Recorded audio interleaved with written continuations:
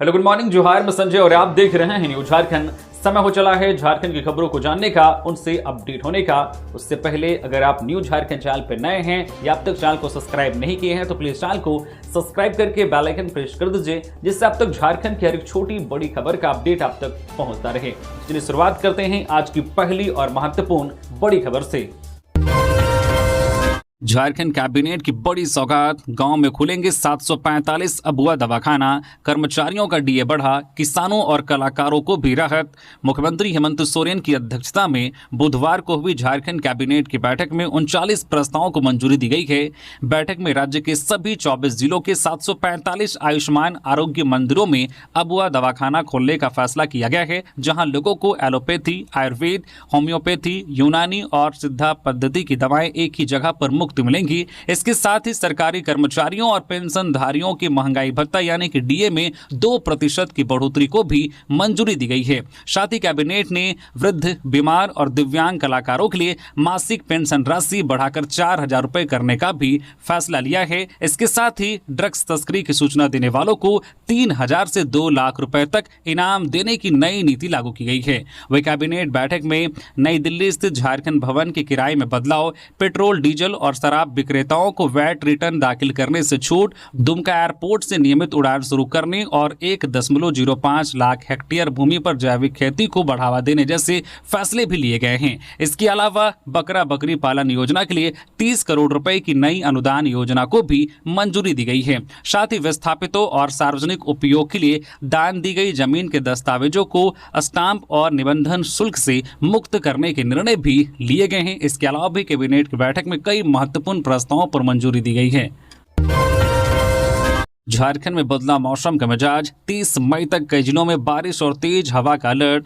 तो झारखंड में एक बार फिर से मौसम का मिजाज पूरी तरह से बदलने लगा है। भीषण गर्मी और उमस के बीच बुधवार को राजधानी रांची समेत राज्य के कई जिलों में आसमान में बादल छाए रहे और तेज हवाओं के साथ हल्की से मध्यम बारिश हुई है। बारिश के बाद लोगों को गर्मी से राहत मिली है और तापमान में भी गिरावट दर्ज की गई है। मौसम विभाग के अनुसार मानसून से पहले प्री मानसून गतिविधियां तेज हो रही है, जिसके कारण आने वाले दिनों में मौसम और ज्यादा सक्रिय रह सकता है। राज्य के कई हिस्सों में पिछले कुछ दिनों से तेज धूप और गर्म हवाओं के कारण लोगों का हाल बेहाल था, लेकिन अब मौसम में बदलाव से राहत मिलने लगी है।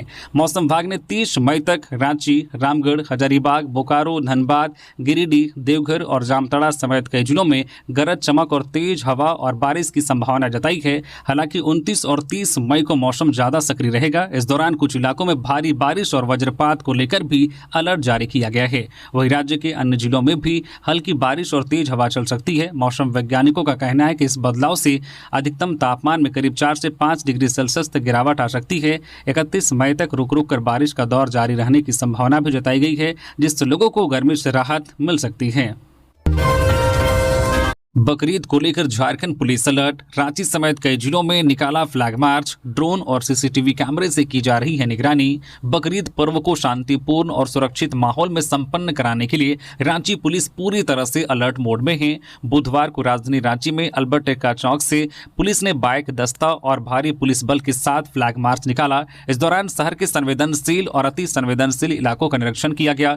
पुलिस अधिकारियों ने कहा कि त्योहार के दौरान माहौल बिगाड़ने या अफवाह फैलाने वालों पर कड़ी कार्रवाई की जाएगी। सुरक्षा व्यवस्था को मजबूत करने के लिए कई इलाकों में ड्रोन, कैमरे और सीसीटीवी कैमरों से निगरानी रखी जा रही है, जबकि सोशल मीडिया प्लेटफॉर्म पर भी पुलिस लगातार नजर बनाए हुए हैं। प्रशासन ने लोगों से अफवाह पर ध्यान न देने और शांति बनाए रखने की अपील की है। सुरक्षा के मद्देनजर रांची जिले में करीब 1,000 जवानों की तैनाती की गई है। फ्लैग मार्च में सिटी एसपी, ग्रामीण एसपी, एएसपी, एसडीएम, डीएसपी और कई थाना प्रभारी मौजूद रहे। वहीं रांची के अलावा राज्य के कई अन्य जिलों में भी पुलिस और प्रशासन द्वारा फ्लैग मार्च निकालकर लोगों को शांति और सौहार्द का संदेश दिया गया। गांव में कोई नहीं रहेगा बेघर, महिलाओं को आत्मनिर्भर बनाने पर सरकार का जोर, मुख्यमंत्री हेमंत सोरेन। हेमंत सोरेन ने ग्रामीण विकास विभाग की समीक्षा बैठक में बुधवार को अधिकारियों को निर्देश दिया है कि राज्य में कोई भी परिवार आवास विहीन ना रहे। जिन लोगों के पास घर नहीं है या जिनके कच्चे मकान जर्जर हालत में हैं, उन्हें चिन्हित कर अबुआ आवास योजना, प्रधानमंत्री आवास योजना ग्रामीण और बाबा साहेब भीमराव अंबेडकर आवास योजना का लाभ जल्द उपलब्ध कराया जाए। मुख्यमंत्री ने कहा कि ग्राम पंचायतों को मजबूत बनाकर अंतिम व्यक्ति तक योजनाओं का लाभ पहुंचाना सरकार की प्राथमिकता है। उन्होंने महिला स्वयं सहायता समूहों की संख्या बढ़ाने और महिलाओं को खेती के साथ सोलर पावर उत्पादन जैसे कार्यों से जोड़कर आत्मनिर्भर बनाने पर जोर दिया। बैठक में बताया गया है कि JSLPS के तहत 5,000 नए सखी मंडल बनाने की प्रक्रिया शुरू हो चुकी है, जिसमें 60,000 महिलाओं को जोड़ने का लक्ष्य रखा गया है। सरकार ने सभी सखी मंडलों के विकास के लिए 5,000 करोड़ रुपए बैंक ऋण उपलब्ध कराने और 2.5 लाख महिलाओं को आजीविका गतिविधियों से जोड़ने की योजना बनाई है। मुख्यमंत्री ने महिला समूहों के उत्पादन को बाजार दिलाने के लिए दूसरे राज्यों और पर्यटन स्थलों पर भी प्लास मार्ट खोलने का निर्देश दिया। भाषा विवाद विशेष कमेटी में शामिल की गई शिल्पी नेहात्रिकी और हफीजुल हसन। भाषा विवाद पर गठित विशेष कमेटी में अब 2 और मंत्रियों को शामिल किया गया है।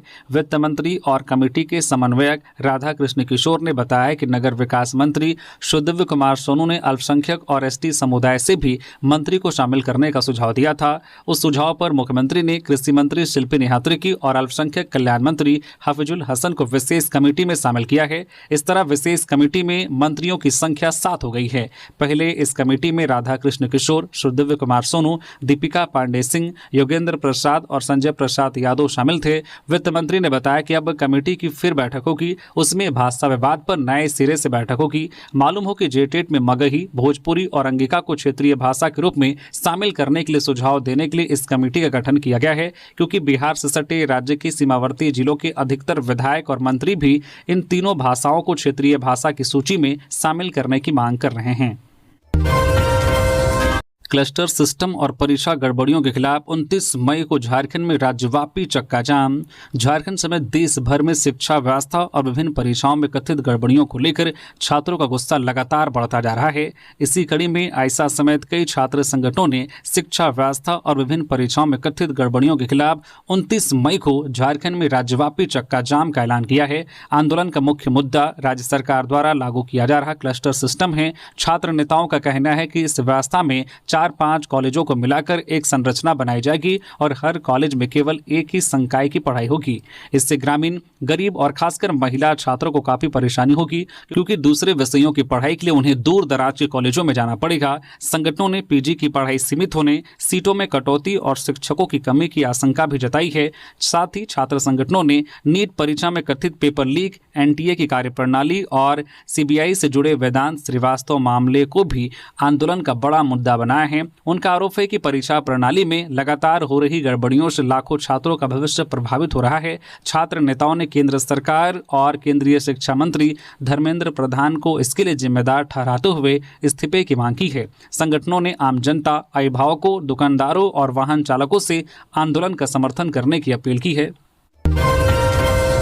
धनबाद में साधु के वेश में पहुंचे ठग, महिला से गहने और नकदी लेकर फरार, 3 गिरफ्तार। धनबाद जिले के मैथन ओपी क्षेत्र में साधु के भेष में पहुंचे ठगों ने एक महिला को झांसे में लेकर सोने के गहने और नकदी ठग ली। भुक्तभोगी अंजू मंडल ने बताया कि बुधवार को 3 युवक साधु बनकर उसके घर पहुंचे। पहले उन्होंने पानी मांगा और फिर पूजा पाठ व टोना टोटका की बातें करते हुए घर में प्रवेश कर गए। आरोपियों ने कहा कि घर के गहनों को मंत्र पढ़कर शुद्ध करने से परिवार में सुख शांति बनी रहेगी और किसी प्रकार की अनहोनी नहीं होगी।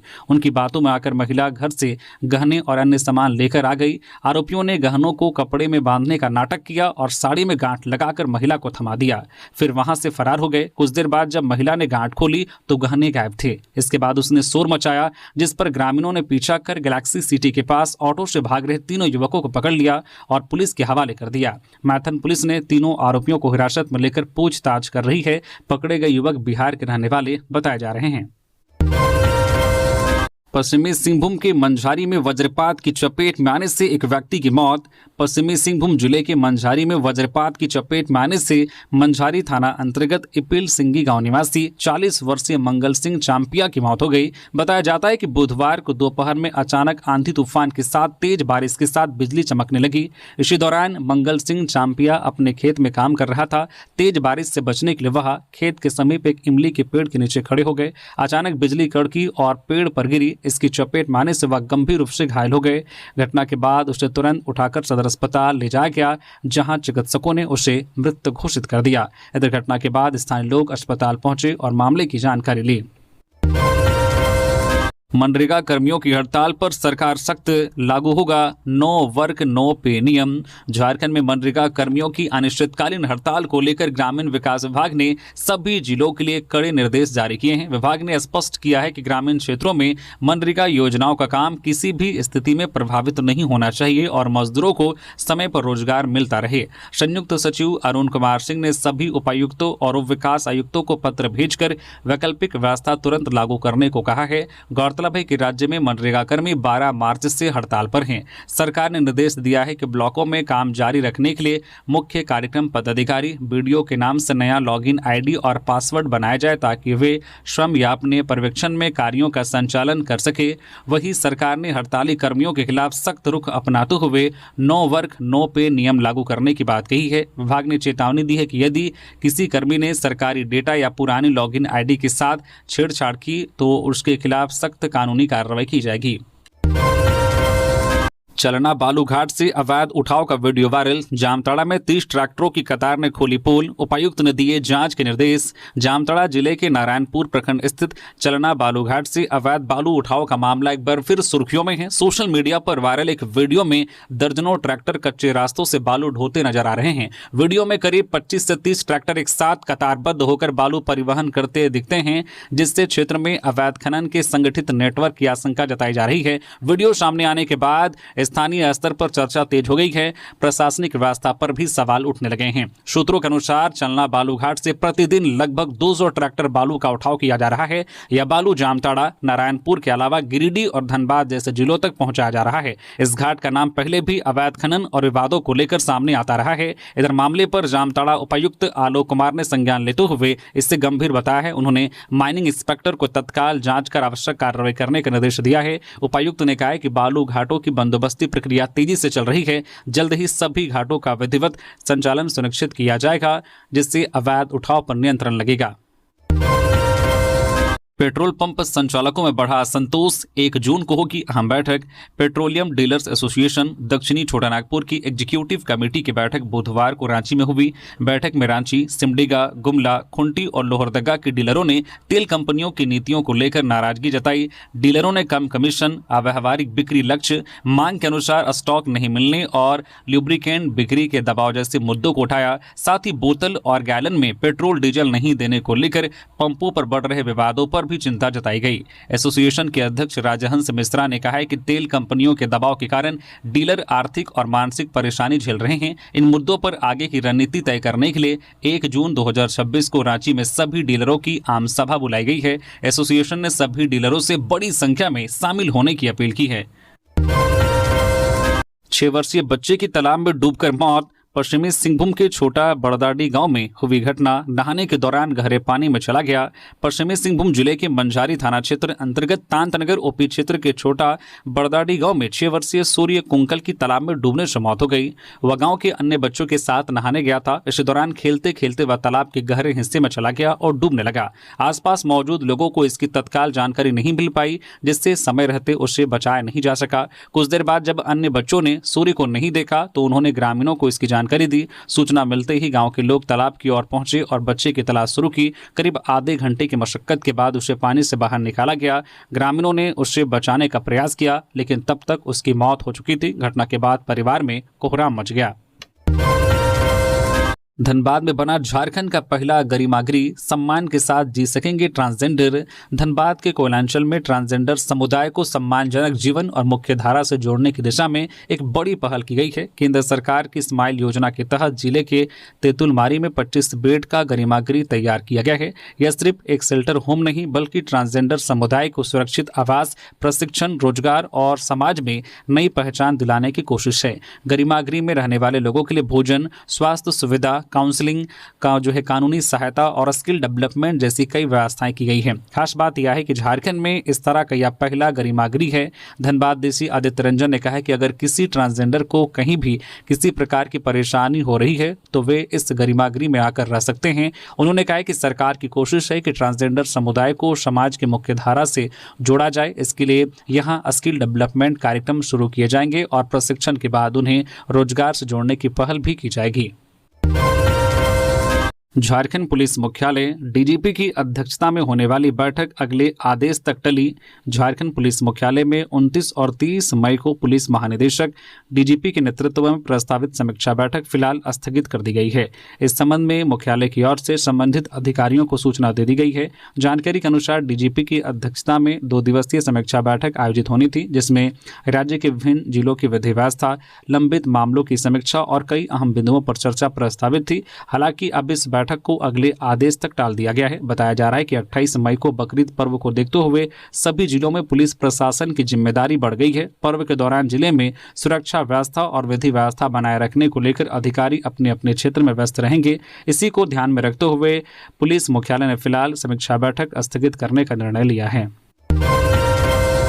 रांची की नीतू कुमारी बनी अंडर 18 एशिया कप 2026 में महिला अंपायर। रांची जिले के हरदा की रहने वाली नीतू कुमारी महतो ने झारखंड को गौरवान्वित किया है। उन्होंने अंतर्राष्ट्रीय हॉकी में अंपायर के रूप में अपनी पहचान बनाई है। वह झारखंड की दूसरी महिला अंतर्राष्ट्रीय हॉकी अंपायर बन गई है। नीतू 29 मई से 6 जून तक जापान के काका मेघारा में आयोजित अंडर 18 एशिया कप 2026 में अंपायर की जिम्मेदारी निभाएंगी। नीतू का पूरा परिवार हॉकी से जुड़ा हुआ है। उनकी मां दुलारी टोपनो राष्ट्रीय स्तर की खिलाड़ी रह चुकी है और वर्तमान में कोच है।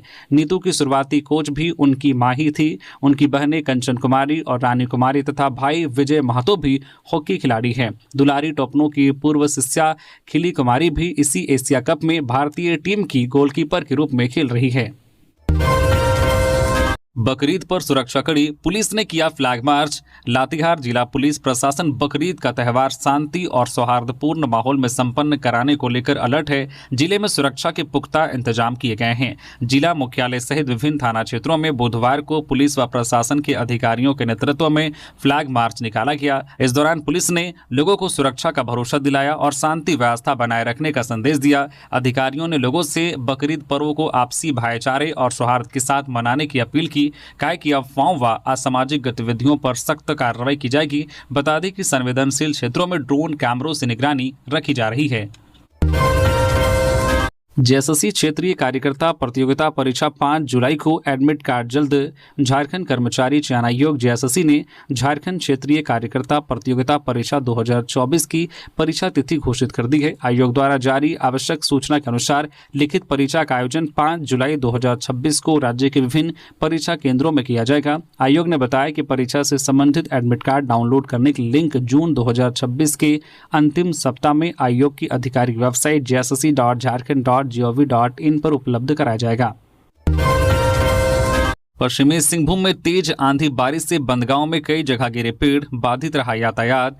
पश्चिमी सिंहभूम जिले के विभिन्न क्षेत्रों में बुधवार शाम तेज हवाओं के साथ जमकर बारिश हुई। वही तेज आंधी चलने से जिले के बंदगांव प्रखंड के बंदगांव बाजार एवं टेबो घाटी में जगह जगह पेड़ गिर गए। इससे 1 घंटा तक आवागमन बाधित रहा। वही चक्रधरपुर बंदगांव मार्ग स्थित NH 75 पर तेज आंधी बारिश के दौरान बड़ा हादसा होते होते टल गया। हेंसाडी के पास अचानक एक विशाल पेड़ सड़क पर गिर गया, जिसकी चपेट में वहां से गुजर रही एक सवारी गाड़ी आ गई। इससे मौके पर अफरा तफरी मच गई और स्थानीय लोगों की भीड़ जुट गई। हालांकि इस घटना में किसी के हताहत होने की सूचना नहीं है। घटना के बाद लगभग 1 घंटे तक NH 75 पर यातायात बाधित रहा। जमशेदपुर के निको वाटर पार्क में पुलिसकर्मी की बेटी से की छेड़खानी, 4 युवक हिरासत में। बिष्टुपुर स्थित निको वाटर पार्क में बुधवार शाम को सरेआम एक युवती से छेड़खानी और उसके परिवार के साथ बदसलूकी का मामला सामने आया है। आरोपी युवक अत्यधिक नशे में थे, जिनकी इस हरकत से पार्क में अफरा तफरी मच गई और कई परिवार असुरक्षित महसूस करते हुए बाहर निकल गए।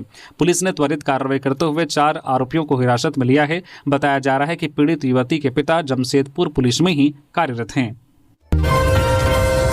जामताड़ा में खेत में गोबर डालने गई बच्ची की ट्रैक्टर की चपेट में आकर मौत। जामताड़ा जिले के फतेहपुर थाना क्षेत्र के अगैया गांव में बुधवार को हादसे में 10 वर्षीय बच्ची माकू मुर्मू की मौत हो गई। बच्ची ट्रैक्टर के साथ खेत में गोबर डालने के लिए गई थी। इसी दौरान अचानक वह ट्रैक्टर की चपेट में आ गई और घटनास्थल पर ही उसकी मौत हो गई। घटना के बाद गाँव में मातम पसरा हुआ है और परिजनों को रो रो कर बुरा हाल है। हादसे की सूचना मिलते ही फतेहपुर थाना पुलिस मौके पर पहुंची और शव को कब्जे में लेकर पोस्टमार्टम के लिए भेज दिया। थाना प्रभारी ने बताया कि ट्रैक्टर को जब्त कर थाना लाया गया है। लिखित शिकायत मिलने के बाद आगे की कार्रवाई की जाएगी। लोहरदग्गा में हाथियों का आतंक, 24 घंटे में 2 महिलाओं की मौत से दहशत। लोहरदग्गा जिले में हाथियों का उत्पात फिर बढ़ गया है। पिछले 24 घंटे के भीतर हाथी के हमले में 2 महिलाओं की मौत हो गई है, जिससे ग्रामीणों में दहशत का माहौल है। पहली घटना स्नेहा थाना क्षेत्र के बर्री केराटोली स्थित सीता पहाड़ के पास हुई, जहां महुआ चुनने गई धीरन उरांव को हाथी ने पटक पटक कर मार डाला। काफी देर तक घर नहीं लौटने पर ग्रामीणों ने खोजबीन की, तब एक गड्ढे में महिला का शव मिला। सूचना मिलने के बाद वन विभाग और पुलिस की टीम मौके पर पहुंची। वही दूसरी घटना भंडरा थाना क्षेत्र के बेदाल टंगरा टोली में हुई, जहां खेत में गेहूं काट रही एक महिला को हाथी ने कुचलकर मार डाला। वन विभाग ने दोनों मामलों में हाथी के हमले से मौत की पुष्टि की है और पीड़ित परिवारों को आर्थिक सहायता देने की प्रक्रिया शुरू कर दी गई है। बताया जा रहा है कि हाथियों का झुंड लगातार कुड़ू, कैरो, भंडरा और स्नेहा क्षेत्र में घूम रहा है, जिससे फसलों और घरों को भी नुकसान पहुंच रहा है। लगातार हो रहे हमलों से ग्रामीण भय के साए में रात गुजारने को मजबूर हैं। धनबाद के बांसजोड़ा गोलीकांड में जेल में बंद आजसू नेत्री रजनी रवानी से मिले सांसद चंद्र प्रकाश। धनबाद जिले के लोयाबाद थाना क्षेत्र के बांसजोड़ा गोलीकांड में जेल में बंद आजसू नेत्री रजनी रवानी से मिलने गिरिडीह सांसद चंद्र प्रकाश चौधरी बुधवार को धनबाद मंडल कारा पहुंचे। उनके साथ आजसू के कई नेता व कार्यकर्ता भी थे। जेल में रजनी रवानी से मुलाकात के बाद चंद्र प्रकाश चौधरी ने मीडिया से बातचीत में धनबाद पुलिस व जिला प्रशासन की कार्यशैली पर गंभीर सवाल उठाए। उन्होंने आरोप लगाया कि बांसजोड़ा मामले में एक तरफा कार्रवाई की गई है। आजसू के नेताओं व कार्यकर्ताओं को झूठे मुकदमों में फंसाया गया है। सांसद ने कहा कि झारखंड में कानून व्यवस्था की स्थिति चिंताजनक हो चुकी है और प्रशासन की कार्यशैली अंग्रेजी शासन जैसी प्रतीत हो रही है। उन्होंने जिला प्रशासन से मांग की है कि घटना की निष्पक्ष और पारदर्शी जांच कराई जाए, ताकि वास्तविक दोषियों की पहचान हो सके और किसी निर्दोष को सजा न मिले। कानून का इस्तेमाल राजनीतिक दबाव में नहीं होना चाहिए।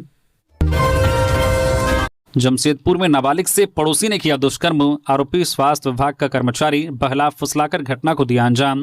जमशेदपुर के परसोडी थाना क्षेत्र के कीताडी इलाके में एक 15 साल की लड़की से दुष्कर्म का मामला सामने आया है। दुष्कर्म का आरोप गम्हरिया के स्वास्थ्य विभाग में कार्यरत एक सरकारी कर्मचारी पर लगा है। आरोपी की पहचान मुन्ना तामसी के रूप में हुई है। वह पीड़िता का पड़ोसी बताया जा रहा है।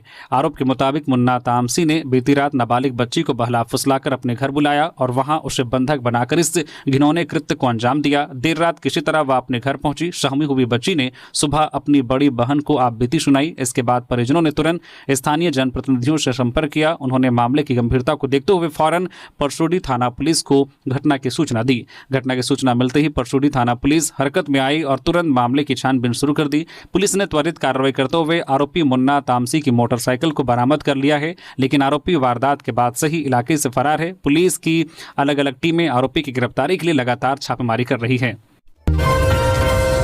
देवघर में त्रिकूट रोपवे बंद होने से हजारों लोगों की रोजी रोटी पर संकट, फिर चालू कराने की मांग तेज। झारखंड के देवघर स्थित त्रिकूट पहाड़ कभी पर्यटन और धार्मिक आस्था का केंद्र माना जाता था, जहां देश भर से पर्यटक और श्रद्धालु पहुंचते थे।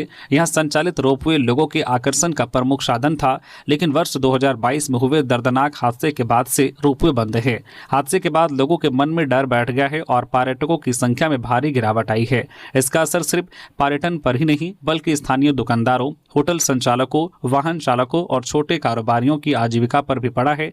स्थानीय लोगों का कहना है कि पहले सावन भादों में अच्छी कमाई हो जाती थी, लेकिन पिछले 4 वर्षों से उनकी आय लगभग खत्म हो गई है और कई लोग रोजगार की तलाश में पलायन करने को मजबूर हैं। स्थानीय लोगों और मंदिर के पुजारियों का कहना है कि रोपवे बंद होने से श्रद्धालुओं की संख्या भी कम हुई है। लोगों में सरकार और प्रशासन के प्रति नाराजगी है, क्योंकि लंबे समय से सिर्फ आश्वासन दिए जा रहे हैं, लेकिन रोपवे दोबारा शुरू नहीं हो सका। स्थानीय निवासियों ने सरकार से जल्द त्रिकूट रोपवे का पुनर्निर्माण कर इसे चालू करने की मांग की है, ताकि पर्यटन गतिविधि फिर से बढ़े और लोगों को रोजगार मिल सके। वहीं जिला पर्यटन पदाधिकारी संतोष कुमार ने कहा है कि रोपवे को लेकर राज्य स्तर पर प्रक्रिया चल रही है और हाईकोर्ट की कार्रवाई भी लगभग पूरी हो चुकी है। उम्मीद है कि जल्द ही नए रोपवे निर्माण की दिशा में काम आगे बढ़ेगा। रांची पुलिस ने घर से भागे बच्चों को सकुशल किया बरामद, अलग अलग वजहों से छोड़ा था घर। रांची पुलिस ने हाल में लापता हुए 3 बच्चों को सकुशल बरामद कर लिया है। धुरवा के पटेल नगर से गायब 10 वर्षीय रोशनी कुमारी और 6 वर्षीय युवांश महतो को हटिया इलाके से खोज निकाला है। दोनों सोमवार दोपहर घर से निकल गए थे, जिसके बाद उनके पिता चिरंजीवी महतो ने जगन्नाथपुर थाना में प्राथमिकी दर्ज कराई थी। पूछताछ में सामने आया है कि दोनों बच्चे घर के बाहर धूप में खेल रहे थे और मां के मना करने के बावजूद नहीं मानने पर उन्हें डांट पड़ी थी। इसी बात से नाराज होकर दोनों घर छोड़कर निकल गए थे। सिटी एसपी पारा सलाना ने बताया कि बच्चों को सुरक्षित बरामद कर परिजनों को सौंप दिया गया है। वहीं रांची के कोकर इलाके से लापता 15 वर्षीय आश्विन आनंद को पुलिस ने नई दिल्ली से बरामद किया है। 24 मई को वह अचानक घर से गायब हो गया था, जिसके बाद परिजनों ने सदर थाना में शिकायत दर्ज कराई। पुलिस की तकनीकी जांच में पता चला है कि नाबालिग नई दिल्ली में है। कार्रवाई करते हुए पुलिस टीम ने उसे सकुशल बरामद कर लिया है। जांच में सामने आया है कि आश्विन ऑनलाइन गेम में काफी पैसे हार चुका था, जिससे वह तनाव में था और बिना किसी को बताए घर छोड़कर चला गया था। पश्चिमी सिंहभूम में खेत में काम कर रही महिला को सांप ने डसा। पश्चिमी सिंहभूम जिला के मनोहरपुर प्रखंड के पुराना मनोहरपुर में बुधवार को एक महिला सर्पदंश का शिकार हो गई। इससे महिला की तबीयत बिगड़ गई। बताया जाता है कि पुराना मनोहरपुर निवासी 50 वर्षीय महिला शीला देवी अपने खेत में काम कर रही थी। इस दौरान एक जहरीले सांप ने उसके पैर में काट लिया। सांप के काटने के बाद महिला ने शोर मचाया। आसपास के लोग मौके पर पहुंचे और महिला की तबियत बिगड़ता देख तुरंत इलाज के लिए मनोहरपुर के सामुदायिक स्वास्थ्य केंद्र में भर्ती कराया गया। इसके बाद ड्यूटी पर तैनात डॉक्टर ने महिला का इलाज शुरू किया, जिसके बाद महिला की स्थिति में सुधार है। धनबाद के निरसा में निर्माणाधीन ओवरब्रिज के नीचे हादसा, भारी केसिंग गिरने से मजदूर की मौत। धनबाद जिले के निरसा थाना क्षेत्र में NH-19 पर निर्माणाधीन ओवरब्रिज में काम के दौरान बड़ा हादसा हो गया। भारी केसिंग मजदूर के सीने पर गिर गई, जिससे वह गंभीर रूप से घायल हो गया। इलाज के दौरान उसकी मौत हो गई। मृतक की पहचान राम कनाली निवासी अभिजीत मुर्मू के रूप में हुई है। घटना के बाद वहां अफरा तफरी मच गई। जानकारी के अनुसार NH-19 पर जितेसिया आउटसोर्सिंग कंपनी ओवरब्रिज का निर्माण करा रही है। बुधवार को मजदूर हाईवा वाहन में भारी केसिंग लोड करने का काम कर रहे थे। इस दौरान अचानक संतुलन बिगड़ गया और लोहे की भारी केसिंग सीधे अभिजीत मुर्मू के सीने पर गिर गई। हादसे के बाद मौके पर मौजूद सहकर्मियों और अन्य मजदूरों में हड़कंप मच गया। गंभीर रूप से घायल अभिजीत को आनन फानन में इलाज के लिए धनबाद के SNMCH ले जाया गया, जहां डॉक्टरों ने उसे मृत घोषित कर दिया। धनबाद में करंट लगने से मजदूर की मौत, परिजनों ने बिजली विभाग पर लगाया लापरवाही का आरोप। धनबाद जिले के मनियाडी थाना क्षेत्र के जीतपुर में करंट लगने से एक मजदूर की मौत हो गई। मृतक की पहचान 39 वर्षीय टेकलाल मंडल के रूप में हुई है। परिजनों ने बिजली विभाग पर लापरवाही का आरोप लगाया है। जानकारी के अनुसार घर के बाहर 220 वोल्ट का LT बिजली तार नीचे गिरा हुआ था। बुधवार सुबह जैसे ही टेकलाल मंडल घर से बाहर निकले, वे अचानक उस तार की चपेट में आ गए। करंट लगते ही वे जमीन पर गिर पड़े और तड़पने लगे। यह देख आसपास मौजूद लोग व परिजन दौड़े। काफी मशक्कत के बाद उन्हें बिजली तार से अलग किया गया। तब तक उनकी मौत हो चुकी थी। मृतक के भाई ने बताया कि बिजली का तार काफी नीचे से गिरा हुआ था, लेकिन इसकी मरम्मत नहीं कराई गई। यदि बिजली विभाग समय रहते कार्रवाई करता तो टेकलाल की जान बच सकती थी। परिजनों ने मामले की जांच कर दोषियों पर कार्रवाई की मांग की है। दुबई में कोमा से लौटे राकेश महतो की घर वापसी पर परिजनों की आंखों में खुशी के आंसू, परिवार वालों ने किया धन्यवाद। गिरिडीह जिले के डुमरी थाना क्षेत्र के अंबारडी गांव निवासी 26 वर्षीय राकेश महतो की घर वापसी हो गई है। वह दुबई में हुए गंभीर हादसे के बाद करीब 45 दिनों तक कोमा में थे। राकेश बीते 23 फरवरी को अबुधाबी में काम के दौरान छत से गिरकर गंभीर रूप से घायल हो गए थे। हादसे में उन्हें सिर और शरीर के अन्य हिस्सों में गंभीर चोट आई थी, जिसके कारण वे लंबे समय तक बेहोशी की हालत में रहे। लगातार इलाज और चिकित्सीय निगरानी के बाद उनकी हालत में सुधार हुआ और अंततः बुधवार सुबह वे अपने घर पहुंचे। राकेश के घर पहुंचते ही परिवार में खुशी का माहौल छा गया। उनकी पत्नी रीना देवी, 10 महीने की बेटी रिया कुमारी और पिता तुलसी महतो और मां केसिया देवी भावुक हो उठे। बेटे की वापसी से मां की आंखों में आंसू छलक पड़े, जो हादसे के बाद से लगातार चिंता में थी। बताया गया कि प्रवासी मजदूरों के हित में काम करने वाले समाजसेवी सिकंदर अली और अभिभावक एकता मंच के अध्यक्ष रामेश्वर महतो के प्रयासों से मामला प्रशासन और भारतीय दूतावास तक पहुंचा। इसके बाद संबंधित KEC कंपनी के साथ समन्वय स्थापित कर राकेश का इलाज, मेडिकल क्लियरेंस और भारत वापसी की प्रक्रिया पूरी कराई गई। जेट 2024 की परीक्षा तिथि घोषित, 10 जून से डाउनलोड होंगे एडमिट कार्ड। झारखंड लोक सेवा आयोग JPSC ने झारखंड पात्रता परीक्षा 2024 को लेकर महत्वपूर्ण सूचना जारी की है। विषय शिक्षा कोड 009 एवं उर्दू कोड 023 की परीक्षा का आयोजन 14 जून दिन रविवार को किया जाएगा। परीक्षा रांची जिला मुख्यालय में आयोजित होगी। परीक्षा का समय सुबह 10 बजे से दोपहर 1 बजे तक निर्धारित किया गया है। आयोग ने बताया कि उक्त दोनों विषयों के लिए अभ्यर्थी अपना प्रवेश पत्र एवं उपस्थिति पत्रक 10 जून से आयोग की वेबसाइट पर उपलब्ध OTR लिंक के माध्यम से डाउनलोड कर सकेंगे। चतरा पुलिस ने 23 लाख की अफीम, डोडा और पोस्ता दाना किया जब्त। चतरा पुलिस ने नशा माफियाओं के खिलाफ बड़ी कार्रवाई करते हुए करीब 23 लाख रुपए मूल्य के मादक पदार्थ जब्त किया है। लावालौंग थाना क्षेत्र के जोरदाग गांव में पुलिस ने गुप्त सूचना पर छापेमारी कर अलग अलग घरों से 1.570 किलोग्राम सूखा अफीम, वहीं 69.87 किलोग्राम डोडा, 25.850 किलोग्राम पोस्ता दाना और 30,000 रुपए नगद बरामद किए। पुलिस ने साकेंद्र यादव, धनेश्वर यादव और रामबली यादव के घरों से यह सामान जब्त किया है। मामले में एनडीपीएस एक्ट के तहत केस दर्ज कर कार्रवाई शुरू कर दी गई है। वहीं कुंदा थाना क्षेत्र के मरगड़ा गांव में पुलिस ने छापेमारी कर 1 किलो 12 ग्राम अवैध अफीम बरामद की गई है, जिसकी कीमत करीब 5 लाख रुपए बताई जा रही है। मौके से 19 वर्षीय उमेश कुमार को गिरफ्तार कर न्यायिक हिरासत में भेज दिया गया है। बकरीद पर पाकुड़ में सुरक्षा सख्त, डीसीएसपी के निर्देश पर पुलिस का फ्लैग मार्च, सोशल मीडिया पर पैनी नजर। बकरीद पर्व को शांतिपूर्ण और सौहार्दपूर्ण माहौल में संपन्न कराने के लिए पाकुड़ जिला प्रशासन पूरी तरह से एक्शन मोड में है। उपायुक्त और पुलिस अधीक्षक के कड़े निर्देश के बाद बुधवार को जिले के विभिन्न थाना क्षेत्रों और सीमावर्ती इलाकों में पुलिस प्रशासन द्वारा भव्य फ्लैग मार्च निकाला गया। इस मार्च का मुख्य उद्देश्य आम जनता के बीच सुरक्षा का भरोसा जगाना और असामाजिक तत्वों को कड़ा संदेश देना है। बुधवार को निकाला गया फ्लैग मार्च अनुमंडल पदाधिकारी साइमन मरांडी के नेतृत्व में आयोजित किया गया। इस मार्च में पाकुड़ के अनुमंडल पुलिस पदाधिकारी कुमार गौरव, अंचलाधिकारी अरविंद कुमार बेदिया सहित पाकुड़ नगर थाना, मुफस्सिल थाना और मालपहाड़ी थाना के प्रभारियों समेत भारी संख्या में पुलिस जवान शामिल थे। पलामू में 6 साल के बच्चे के साथ अप्राकृतिक यौनाचार, आरोपी को पुलिस ने दबोचा। पलामू जिले के नौडीहा बाजार थाना क्षेत्र में एक 6 वर्षीय बच्चे के साथ अप्राकृतिक यौनाचार की घटना हुई है। पुलिस ने मामले में तत्काल कार्रवाई करते हुए आरोपी को गिरफ्तार कर जेल भेज दिया है। दरअसल 6 वर्षीय बच्चा एक तिलक समारोह में भाग लेने के लिए रिश्तेदार के घर गया हुआ था। इस दौरान रात 11 बजे करीब आरोपी नाबालिग को जंगल में ले जाया गया और उसके साथ अप्राकृतिक रूप से यौनाचार किया गया।